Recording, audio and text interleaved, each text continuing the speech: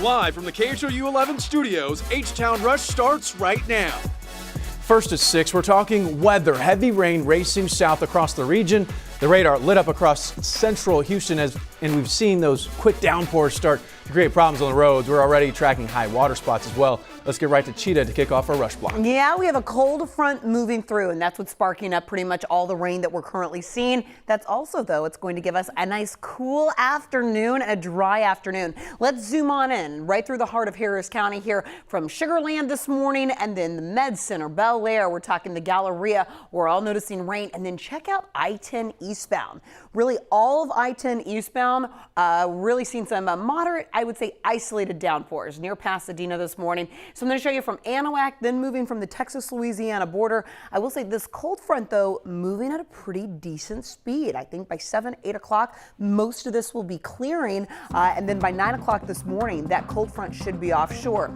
Notice how your hour-by-hour forecast with these temperatures, they continue to drop. So by the afternoon, we'll actually be in the upper 60s, dew points falling as well. But Steph, we have to get through a really messy start to the day. Yeah, the rain coming down just with enough time to mess up that morning commute, and it has. So let's get straight to the problem spots. We are finally moving once again, but it doesn't mean we're not without trouble up ahead. This is the East Loop northbound side as you approach the East Freeway. Reports just out of camera frame right up here that there might be a jackknife big rig, and that's a good indication that was weather related. So 90 is going to be your alternate route there. This crash has been with us since about 4:30 this morning. No indication that it is making any headway as far as cleanup. So you're down to one lane, and I wouldn't recommend using the feeder road. A lot of people already jumped on that an hour ago. So Hardy Toll Road still open as your alternate route. Let's look at the big picture and where all of the rain is located. We do have some high water spots and some additional crashes.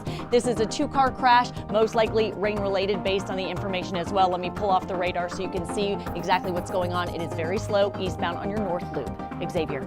All right, Steph, thank you. New this morning, football is back on at Montgomery High School after hazing allegations. The Montgomery ISD School Board made that decision at a meeting last night. Our Michelle Choi is live in the newsroom. Michelle, what did the board say about this investigation? Xavier, the board says they believe the district has conducted a thorough investigation and students have been punished appropriately. And while they understand the public deserves answers, federal law prevents them from saying much more about the alleged hazing incident. That was part of the statement the board finally released a little before midnight. Up until this point, we haven't been able to get much information about what happened involving Montgomery High School's football team. The alleged assault was shot on video and shared via social media by students. Last week, a source close to the investigation told us it was not sexual in nature, but some sort of hazing initiation. Last night, the district said they were unable to obtain a copy of that Snapchat video because it was a temporary video. They went on to say they'll let the football team play this week after they forfeited last week's game. Meanwhile, the sheriff's office investigation is ongoing. We've learned 4 Montgomery High School students' cell phones were recently seized by investigators as part of this hazing investigation. Xavier. Michelle Choi, thank you. Breaking news out of Fort Bend County overnight. A father is shot and killed during a home invasion. Investigators say the father woke up and heard glass breaking. He went to check it out, and at some point, shots were fired. The father died at the scene. The suspects are on the run. Police say the victim's wife and 2 children were not hurt. A driver crashed into a power pole during a police chase just off the Katy Freeway in Houston. Officers tried to stop the man around midnight. He took off, then crashed on East 2nd Street. Paramedics rushed him to the hospital. No word yet on his condition. Out in New York, it was mission accomplished for the Astros in Game 3. They take the lead in the ALCS. Jason Bristol and Jeremy Booth had the one big takeaway from the win.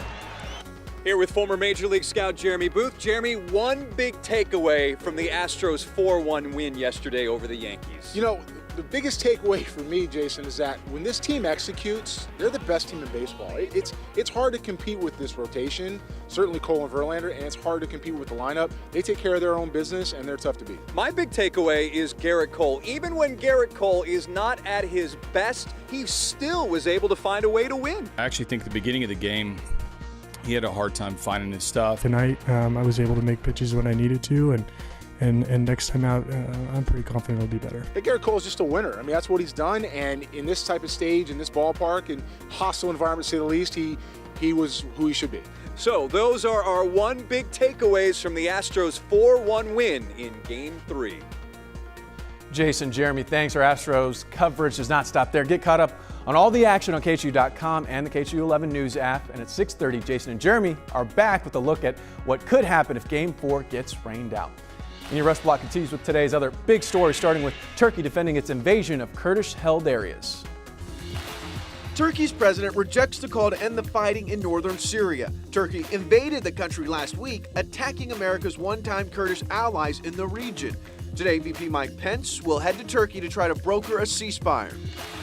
House Democrats will not vote on an impeachment inquiry. Some of President Trump's allies have claimed that without a vote approving it, the inquiry isn't valid, meaning they can refuse to cooperate with Congress. House Speaker Nancy Pelosi argues the Constitution doesn't require a vote. New details in the deadly police shooting in Fort Worth. Investigators say the victim, Tatiana Jefferson, had armed herself with a gun, fearing for her safety before she was shot through a window in her home by the officer, Aaron Dean. He never identified himself before shooting Jefferson. Police, though, have made it clear the gun was legally owned and Jefferson was well within her rights in her home. Dean is charged with murder and is out on bond. He quit the police force Monday. And that's your Rush Block. Today's big headlines from here in Houston and around the world. Let us know what's happening in your neighborhood. Just tweet us with the hashtag HTownRush.